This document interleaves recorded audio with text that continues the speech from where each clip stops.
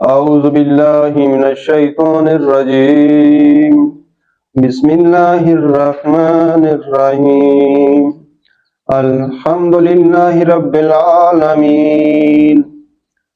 امید کرتے ہیں تمام مومنین خیر و عافیت سے ہوں گے، گھروں میں شاد و آباد ہوں گے۔ سب سے پہلے خداوند متعال کا لاکھوں احسان کہ اس نے ہمیں تمام مخلوقات میں سے افضل ترین مخلوق قرار دیا۔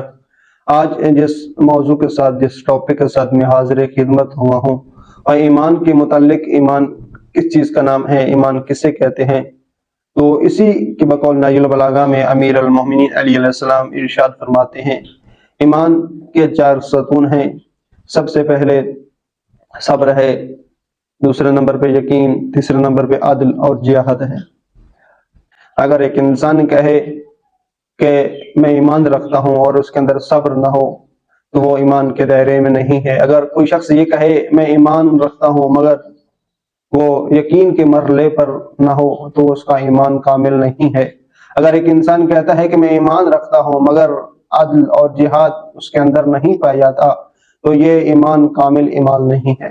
کامل ایمان یہی ہے کہ امیر المومنین علی بن ابی طالب ارشاد فرماتے ہیں کہ ایمان 4 ستونوں پہ قائم ہے۔ ایمان کے 4 ستون ہیں۔ سب سے پہلے یقین، سب سے پہلے صبر، یقین، عدل اور جہاد ہے۔